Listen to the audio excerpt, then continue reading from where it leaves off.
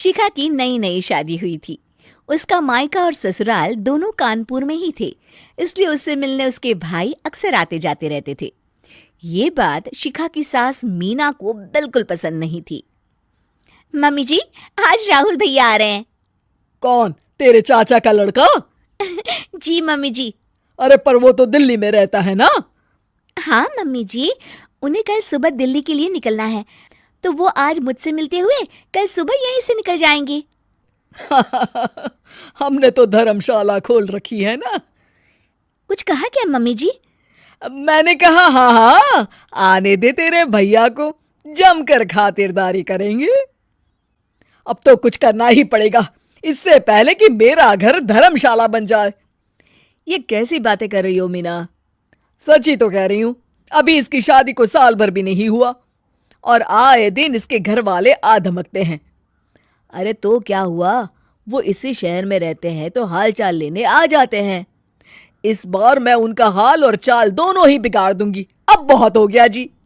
अरे ये कैसी बातें कर रही हो, हे भगवान, बस आप तो देखते जाइए। शाम को राहुल आता है। नमस्ते आंटी, कैसे हैं आप लोग? हम लोग तो ठीक है, तुम कैसे हो बेटा? मैं भी अच्छा ही हूँ आंटी। बस आज रात के बाद नहीं रहोगे। चलिए भैया, मैं आपको हमारा घर दिखाती हूँ। रात में खाने के टेबल पर शिखा, रोहित कहीं दिखाई नहीं दे रहा।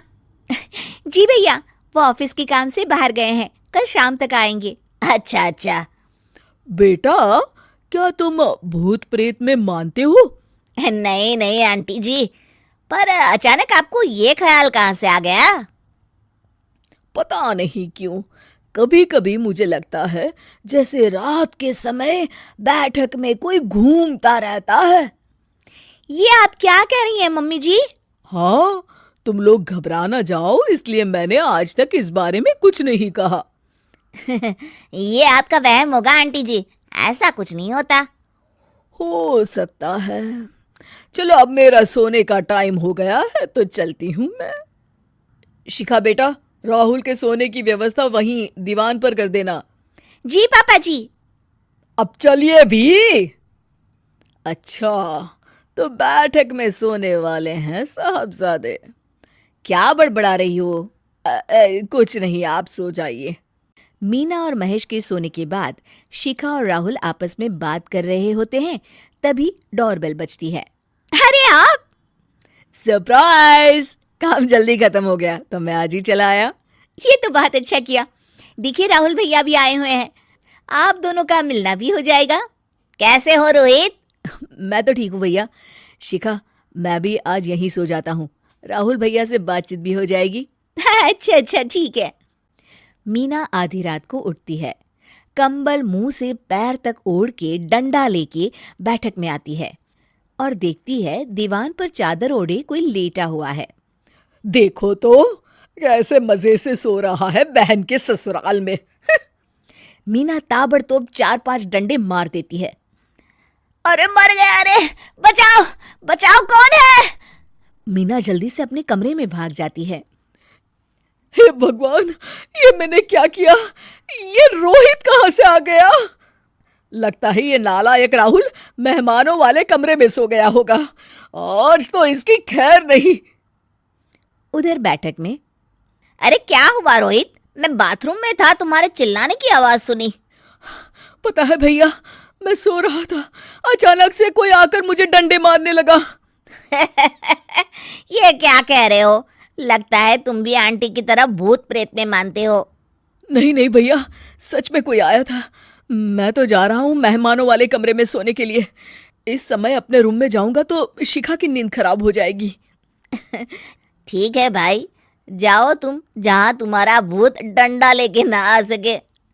थोड़ी देर बाद मीना कंबल ओढ़ के डंडा लेकर मेहमानों वाले कमरे में पहुंच जाती है।